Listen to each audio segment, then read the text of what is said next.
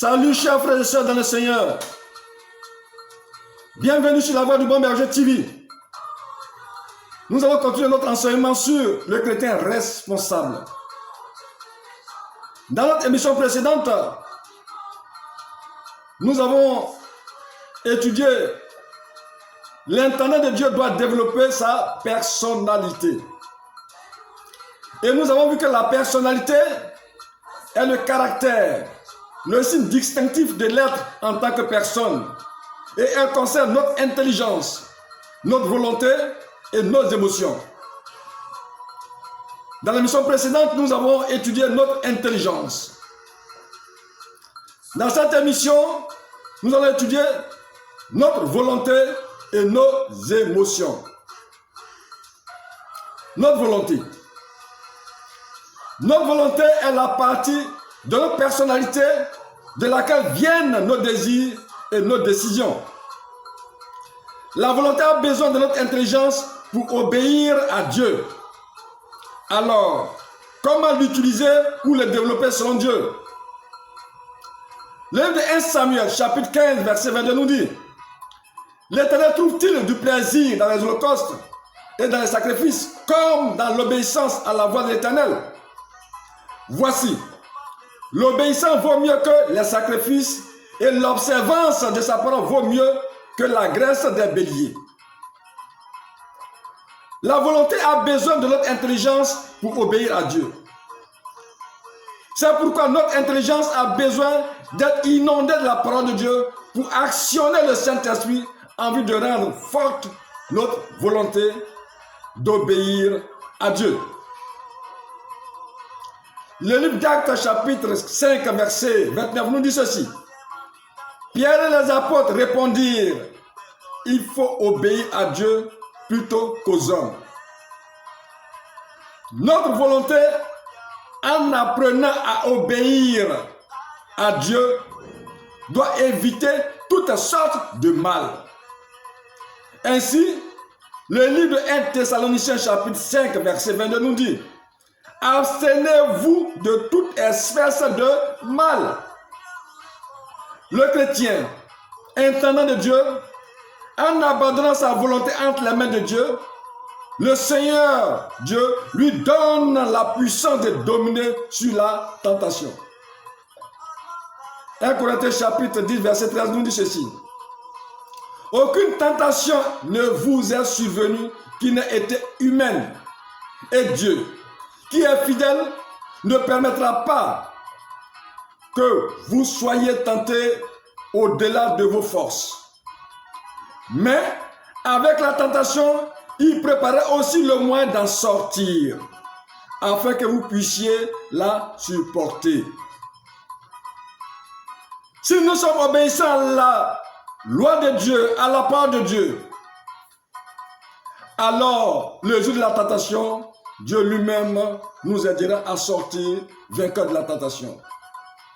L'homme a une libre volonté, d'où la puissance de choisir. Le choix est le fait de prendre une décision. L'homme en général peut choisir d'obéir ou de désobéir. Mais Dieu nous exhorte dans le livre d'Ésaïe chapitre 1, verset 19 en ces termes: si vous avez de la bonne volonté et si vous êtes docile, vous mangez les meilleures productions du pays. Ce que nous sommes est le résultat de nos bonnes ou nos mauvaises volontés. La parole de Dieu nous exhorte à pratiquer le bien. Galates chapitre 6 verset 10 nous dit ceci: ainsi donc, pendant que nous en avons l'occasion, pratiquons le bien envers tous les frères en la foi. Matthieu chapitre 5 verset 7 nous dit: que votre lumière luise ainsi devant les hommes, afin qu'ils voient vos bonnes œuvres et qu'ils glorifient votre Père qui est dans les cieux. L'obéissance à la parole de Dieu nous amène à éviter le mal, toute espèce de mal, nous amène à pratiquer le bien pendant que nous sommes encore en vie. Nos émotions. C'est un des éléments essentiels du caractère et cela concerne notre affectivité, c'est-à-dire l'ensemble de nos sentiments. Nos émotions nous donnent une aptitude à être affectés de plaisir ou de douleur. Elles représentent le moteur de notre sensibilité, ce qui influence notre personnalité. Les émotions mal gérées deviennent une gangrène pour le monde. Ainsi, par exemple, la colère devient la haine. Pour une bonne gestion de nos émotions, nous devons avoir Christ comme modèle.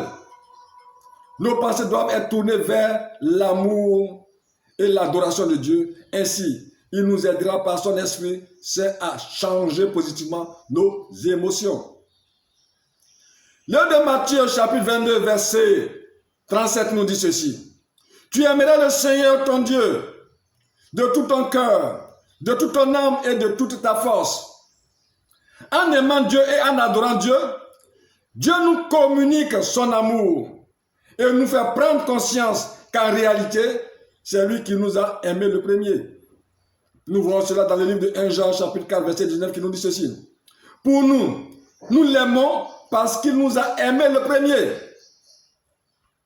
Une gestion saine de nos émotions contribue de manière significative à notre croissance spirituelle. Ainsi, nous prenons conscience que l'amour n'est pas une pensée ou un désir, mais une émotion est la plus forte de toutes.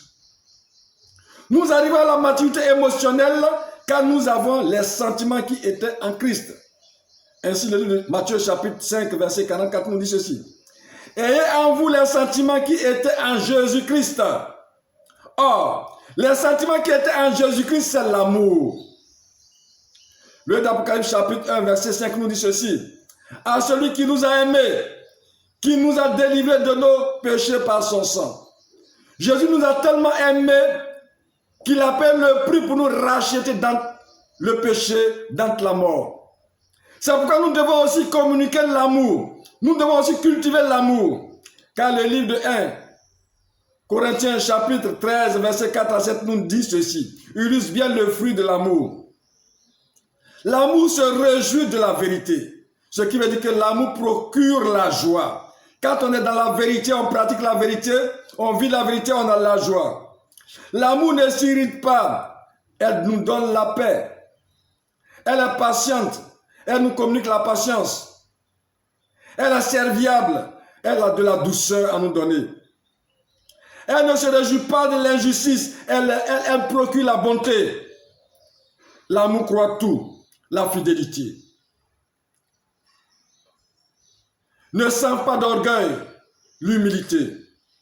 L'amour supporte tout. Maîtrise de soi. C'est quand l'amour a atteint son développement complet que nous pouvons aimer Dieu de tous nos cœurs, et notre prochain comme nous-mêmes. Philippiens chapitre 2, verset 4 nous dit que chacun de vous, au lieu de considérer ses propres intérêts, considère aussi ceux des autres. C'est pour cela que nous entrons maintenant dans le chapitre des chrétiens responsables. Parce que le serviteur de Dieu en sa qualité d'intendant s'inscrit dans cette logique. Ne cherche pas ses intérêts, mais cherche les intérêts de Dieu, les intérêts des autres. Car il est établi pour perdre le peuple de Dieu. Le serviteur de Dieu, ses émotions doivent être tournées vers les émotions qu'a manifesté le Christ, l'amour de son prochain. Il a même donné son sang, il a même donné sa vie pour que nous soyons sauvés. Alors l'intendant de Dieu doit être capable de donner sa vie pour ses frères en Christ. Sans cela que nous voyons les missionnaires, les premiers apôtres, les premiers missionnaires dans la Bible, ils ont donné de leur vie pour que l'évangile soit arrivé à nous aujourd'hui. C'est pourquoi j'exhorte mes frères et sœurs chrétiens, les serviteurs de Dieu, à s'inscrire dans le développement de leur personnalité. Que le Seigneur, dans sa miséricorde, nous bénisse au nom de Jésus. Amen.